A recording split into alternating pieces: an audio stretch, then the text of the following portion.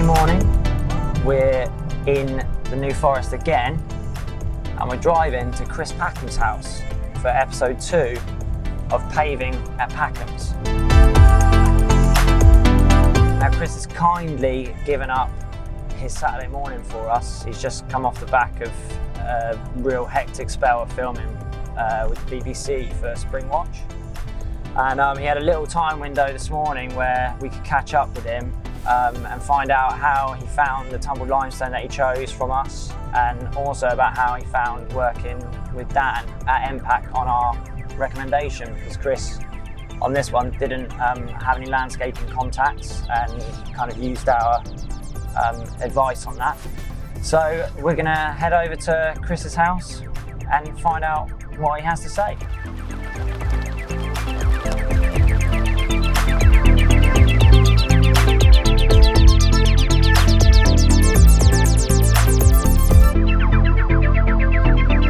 What I wanted was something which was as organic as it could be. I mean, ideally, I'd like no paths at all, just bare earth, but that's not possible because bare earth gets muddy or it gets dusty.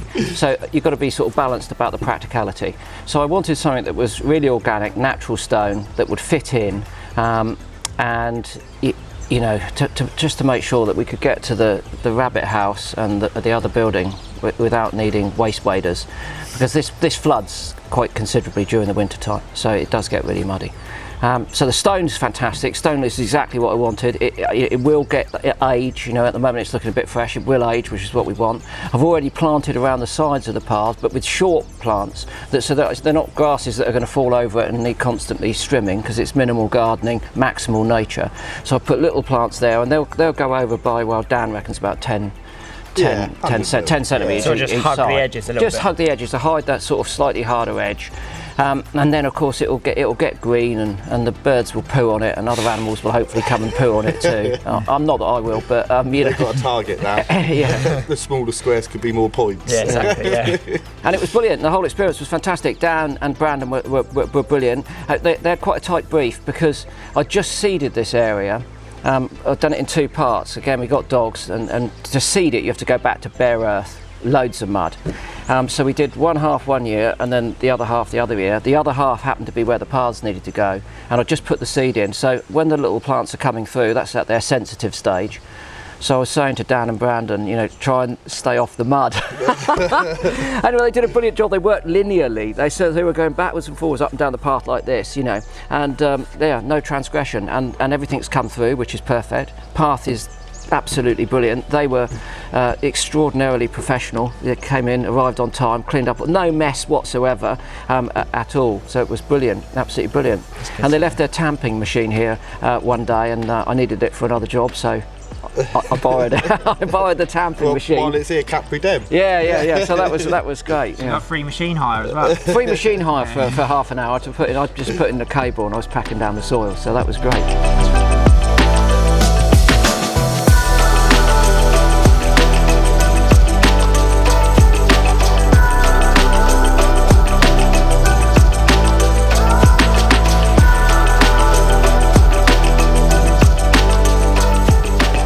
What's been your favourite part of the job? You got a favourite part? We're all local. We all know Chris. I've watched him growing up. So when you said there could be a potential job, it could have been just lay one slab and I'd have been happy. So yeah, I mean, just doing that. I mean, the garden's beautiful, and well, it's getting there. We've got a bit of work to do. I can see the potential. Yeah. That's the trouble with my trade. I can see the end before it starts. The brief was, don't touch anything green. Or brown. Or brown. They leave you a lot, doesn't it really, that was the only 2 rules. So it meant over the 8 days we did this, we did 107,000 steps in those 8 days. One day was 22,000. I had my watch on, yeah. So one day we did 22,000 steps. I'm normally doing about 13 to 14,000. Yeah, so that was our average. So yeah, because we had to walk from the bottom path all the way round the house to the front of the house and then come all the way back. So yeah, I mean, it was very labour intensive, but like all of our jobs, the end result is the rewarding part, and it looks like it could have always been here. The colours of the slabs absolutely complement the render of the house. Yeah. Really, really nice, and they will already look like they've settled down and fade. And if you just leave them natural, they are just going to look beautiful. We've used your flow point, so it will take pressure washer if you need to. I mean, it shouldn't. It should just be hard scrub if you want to clean them. With how Chris is, you'll probably just rinse it and brush it, or maybe even leave it. Yeah. I did think at one point about not having the pointing, so that plants would grow through. Grow through the path. Yeah. And if we do some more work, then maybe we could try that. I don't know how it would work and how it would affect the durability of the path. The stability of the path would not be affected. No. I mean, it would just stop. We point it so things don't grow through. Yeah. So you get little like mosses and things growing in the gaps, wouldn't you? Exactly, which again would make it look. Yeah, I think for the one over there that might have been possible. For this one, not. But this will be parts of this will be underwater in the winter. Yeah. That's the bottom line. I mean, it's always possible just to grind it out.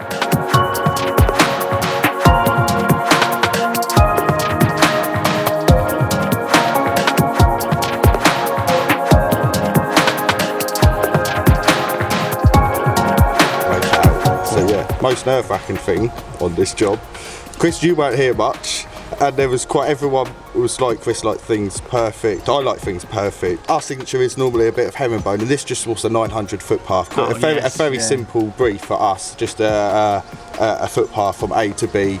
You didn't really want many cuts to make it look horrible, so we've done that, but we also had to leave our little stamp in it somehow. So the herringbone bandit stamp.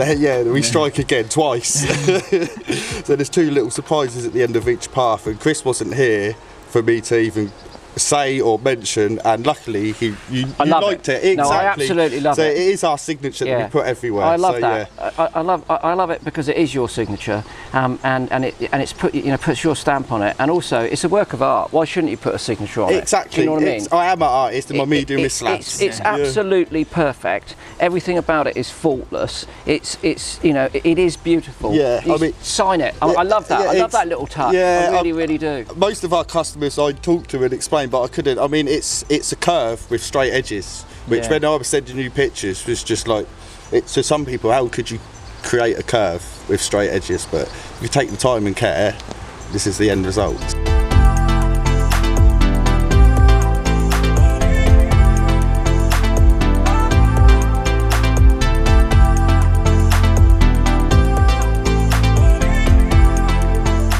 I wanted to take a quick opportunity to apologise to Charlotte, because in the first video, you did two boo-boos. One, I assume that you guys are married, which obviously you're not. No. But the main that's all right. We've been together so long that we might as well have been. Yeah. That's the one that we can just sweep under the carpet. But I said that Chris kept the rabbits, and they're actually very much Charlotte's rabbits. Oh, they're very much Charlotte's rabbits. Yeah. So sorry, Charlotte. Yeah, I'll take the blame for the poodles. Charlotte is responsible for the rabbits. She's very enamoured with her rabbits. Yeah, and they have a good life here because it's relatively quiet. They get to spend a lot of time outside, and she brings them in at night. Hence the need for the path backwards and forwards. And in the winter it was miserable because it was like mud up to here. So it's going to make a big difference. Yeah. Well, I'm glad. And again, that's something that I always get satisfaction from. The function improvement in people's the lives. practicality. When we've done it serves a purpose. That's again 10 out of 10 for me. I can sleep well at night. Good. So Well, Chris, you're an absolute legend, mate, and thank you very much for letting us work. No, not at all. It's been a real pleasure. The materials was fantastic. The work, Brandon and Dan, fantastic. I really enjoyed it having them around. Did a brilliant job. Scored. I never score anything higher than about 6 or 7 because I always think you've got to leave room for improvement. I'm harsh when it's judging, even when I'm judging birds. I mean, my favourite bird, I'd probably only give it a maximum of about 7.9 because you never know, you might have another favourite. Anyway, I'm going to break the rules. Literally 10 out of 10. Oh, thank you. Absolutely 10 out of 10. I'm my own critic, so I always leave room for improvement. So I take that. Thank you. I'm very pleased. That's the comment that will live with me forever. A 10 out of 10 from Packham. High praise. High praise indeed. Yeah. Well, it was absolutely You pleasure, might mate. not get 10 out of 10, did you? Because it was a No. little transgression. There was. Oh, are we going to talk about a this? slight, yeah. Well, Yeah. what was the brief was? Don't touch anything brown. Don't on the first drive visit, the vehicle onto the seeded you area. were watching, Chris. He was watching. it's driver's It wasn't me. responsibility. The forensic scientist in me immediately recognised the tyre tread, and Dan was exonerated without any doubt at all. Your vehicle, I know exactly, got those Pirelli 600s, two 25s on it, and I could see that tread, and I knew it was you. He's too good. He's too good. But anyway, look, as soon as you'd gone, I put some more seed, raked it up a bit, put some more seed on it, and it's growing, so you're okay. You're Right, okay. you got away with that To one. explain to the viewers, I reversed probably maybe a foot too much, and Dan's face dropped, and then I Charlotte looked was around, and witness, Charlotte's yeah. face dropped, and I said, We were like, oh my god. I was like, he's gonna kill me, isn't he? And Charlotte was like, and she just didn't say anything, and I was like, oh no. Because at that point, anyone who was going on the grass was like, there were snipers posted on the roof. Even the poodles put a pad on the grass they were getting told off. But it's fine now. The thing is, it's just when they just come out, they're very fragile because the roots are fragile, and if you dislodge them, then they're going to die. Yeah. Now you can walk on it. I mean, I wouldn't play football on it, but you can walk on it, and it's not going to kill them. They'll bounce back. I mean, you It's don't need to now. You've got 2 paths. exactly right, mate. So Yeah. exactly. And I'm training the poodles to only walk on the path. Good. Yes. It's not going well. No, I don't think you'll win that battle. No, You could try. they won't have that.